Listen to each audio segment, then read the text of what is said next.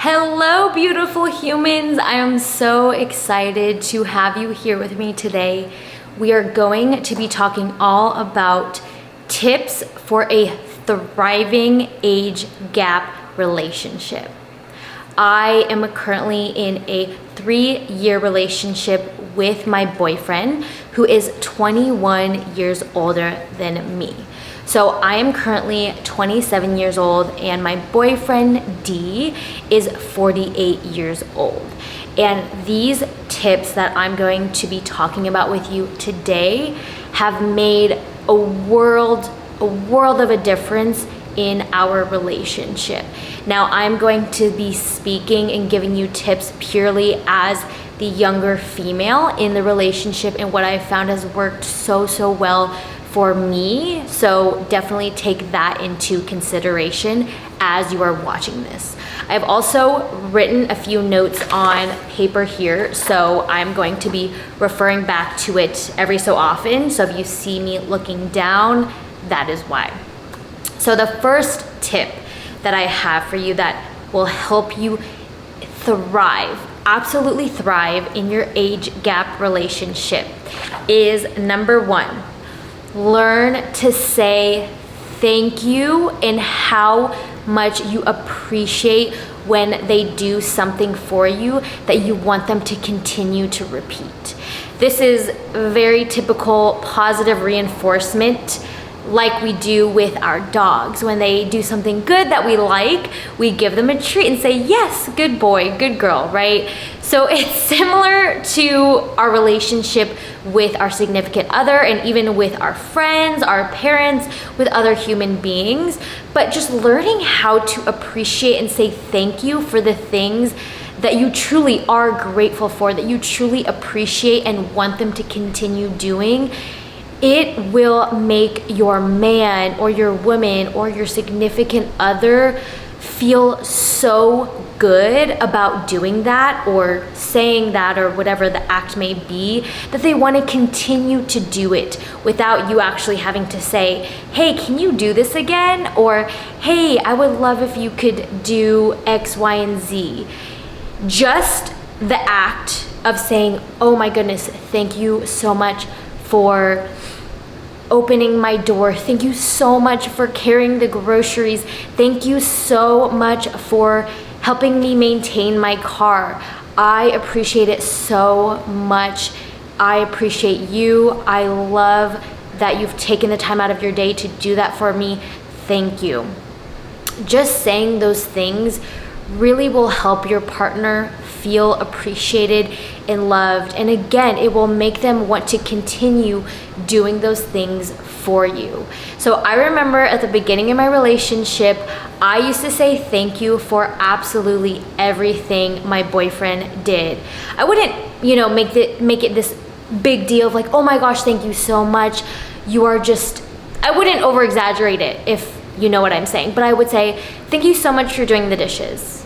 Thank you so much for taking out the trash. Thank you so much for making the bed. Just whenever I noticed something that he did that I liked, I would say thank you so much. And I remember him saying, why are you thanking me for these things that I should be doing? And for me, I was just like, because I just appreciate it, because these are not things that you have to do. Right? These are not things that you technically have to do. Nobody's making you do them. I'm sure there's a lot of other people, if I was in a relationship with them, maybe they wouldn't do it. So I'm just, extending my gratitude because that's just how I feel. And funny enough, at first, I think he thought it was a little strange, but he started to mirror my gratitude and my appreciativeness, and he will do that for me now too. If he noticed that I am helping him with the dogs or helping him around the house, or just small acts that he noticed that, again, I didn't have to do those things. Like if he left a cup in the sink and didn't have time to wash it and I washed it, and he would say, thank you so much, I really appreciate that. That makes me want to continue doing those things because he noticed that I actually took that time and energy out of my day to do these little things that I didn't have to. So it's a two-way street, and I love that he has mirrored the act of saying thank you, I appreciate it, because I'm a human being too. I love hearing those things. I love when people say thank you. I really appreciate that. It makes me feel very useful and it just makes me feel so loved and so good inside. And that again, I want to continue doing those things and doing those thoughtful gestures. So if you are not already in the habit of saying thank you, if you feel like my partner knows that I'm appreciative, they know that I'm thankful, but you don't take the time to say that you are appreciative and thankful, and maybe you feel like it's redundant. You already said thank you once. Why? It's going to be annoying if you say thank you again. I promise you, they will come to love and appreciate it so much. Now, I do believe that the key is not making the thank you over the top, but just reminding them, hey, thank you so much. I really appreciate it. And just, you don't have to make it a big deal, but let them know when they do something nice for you, something that they didn't have to do, a thoughtful gesture, that you let them know how grateful and appreciative you are. I know that with my relationship with D, I'm just speaking for me, I know that if he didn't say thank you, just say thank you so much. I really appreciate you for these little things that I do take the time to do out of my day for him because I love him. Eventually, I would feel like I wasn't being appreciated. I would feel maybe like I was being taken advantage of, or that, I would question, why am I doing this? So that just small thank you truly makes a world of a difference. And I promise you that if you start extending that hand of gratitude to your partner more, just for little things, it really will help blossom your relationship. So that is the first tip that I have for you. The second tip is learning how to set and hold your boundaries. Now, this is something that I really had to lean into and learn, because I grew up being a people pleaser, which meant that I would sacrifice my own boundaries to make somebody else happy and comfortable. Because if I thought that setting my own boundaries made them uncomfortable, I would rather sacrifice my comfort for theirs. And what I realize is that long term, that leads to so much resentment and negativity in the relationship that you have with somebody. So I've learned how to see boundaries as a way of self-love and self-respect, not as a way to offend other people. And I also have to recognize that I am not responsible for how somebody else feels. As long as I am speaking my truth and I don't have the intention to harm or offend somebody, I need to sit in my truth and be comfortable with my truth. If something does not make me feel comfortable, if I am not okay with something, I need to say it. Now, there's definitely a way to say and set your boundaries in a calm, polite, respectful manner. You don't have to be aggressive or defensive, because that can really set the balance off with your partner. Instead, I recommend just, hey, I'm not comfortable with that. No, thank you. Just making it very short and clear how you feel without over explaining, why it is that you need to set these boundaries. I find that when I over explain, it shows that I'm not fully secure in holding my boundaries. And so it gives people room to push back on those boundaries. So let's say, your partner or even a friend is asking you to do something that you're not comfortable with. I'm not comfortable with that. No, thank you. And you can leave it at that. Not rude. You're not being defensive. You're just letting them know that is a boundary that I've set that I am not comfortable with. No, thank you. Again, don't feel the need to over-explain yourself. If they ask why, then feel free to explain why you are not comfortable with that or why you are setting that particular boundary. but learning how to sit in your truth, sit in your boundary. This does not make me comfortable. Point blank. It is what it is. And allowing yourself to respect your own boundaries, it really treats your partner, or teaches your partner and other people in your life how to treat you. I have a friend, and she has very fragile boundaries, if we can call it that. And when you ask her to do something and you can tell she's uncomfortable, she'd be like, no, I'm sorry. She'll apologize. You can tell that she feels bad. She feels guilty. And I see it everywhere in her life. She is so easily guilted by friends and family to do things for them because they can feel that her boundaries, she's not solid in them. She's not confident in her boundaries. She over-explains. She apologizes. So they know that if they just push a little bit more, they guilt her, they can easily influence her to let go of her own boundaries so that they can get what they want.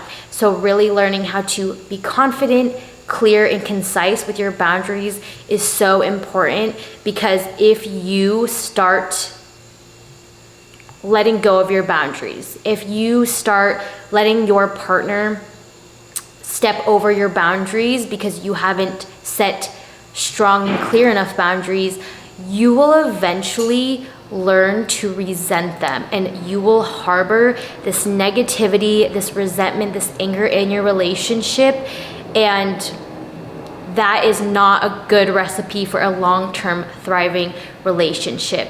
It may be uncomfortable and painful in the beginning to set those boundaries, but I promise you, in the long run, you're gonna be so thankful that you did, because now your partner knows where they can and cannot, act or step around you.